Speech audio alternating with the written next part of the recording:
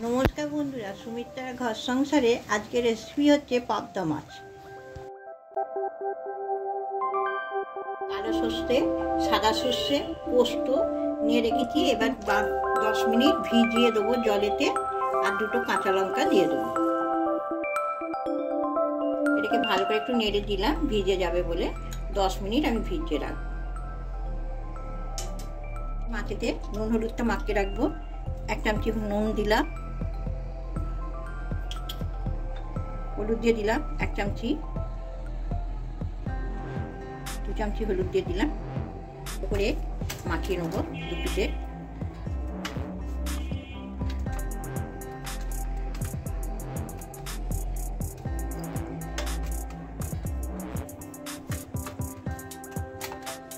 এটাকে মাখিয়ে 10 মিনিট রাখলাম, রেখে তারপরে ভাজবো। পোস্তটা ভিজে 10 মিনিট হয়ে গেছে, আমি এবার মিক্সিতে বেটে নেব।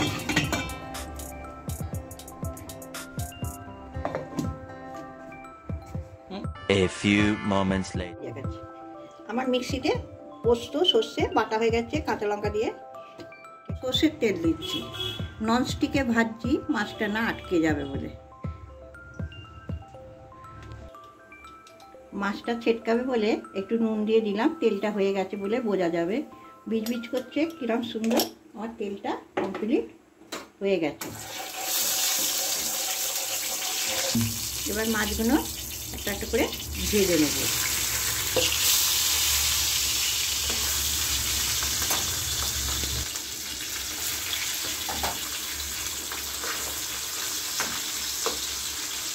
later এক পিস হয়ে গেছে, একটু হালকা হালকা করে ভাজা হবে।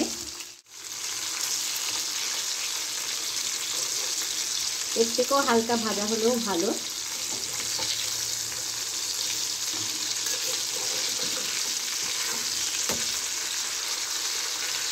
আর এক পিস করে হয়ে যাবে। ভাজা হয়ে গেছে, কি সুন্দর ভাজা হয়েছে দেখুন। প্লেটে তুলে নিচ্ছি।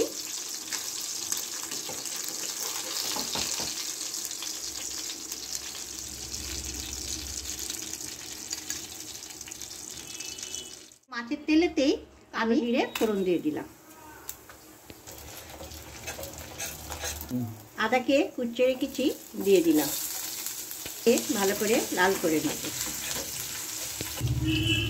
1 চামচি নুন দিয়ে দিলাম, হলুদ গুঁড়ো 1 চামচি দিয়ে দিলাম, 1.5 চামচি হলুদ গুঁড়ো দিলাম, লঙ্কা গুঁড়ো 1 চামচি দিলাম,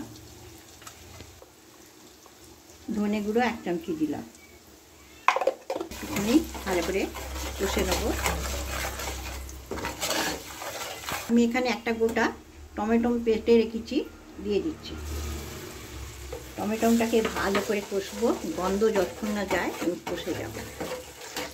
এখানে আমার সর্ষে পোস্ত কাঁচা লঙ্কা বাটা আছে, আমি এটাকে দিয়ে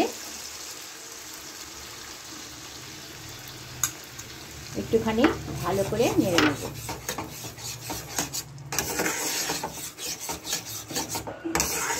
ভালো করে কষে নিচ্ছি। আমি 1 চামচি চিনি দিয়ে দিচ্ছি, একটু মিষ্টি মিষ্টি খেতে লাগবে বলে।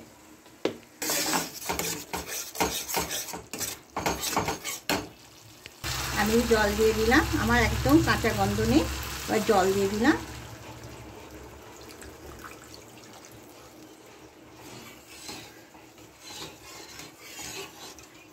এবার ফুটে গেলে মাছগুলো দেবো। আমি পাবদা মাছগুলো ঝোলে ছেড়ে দিচ্ছি। ঝালেতে ছেড়ে দিলাম, 2 মিনিট ফুটবে।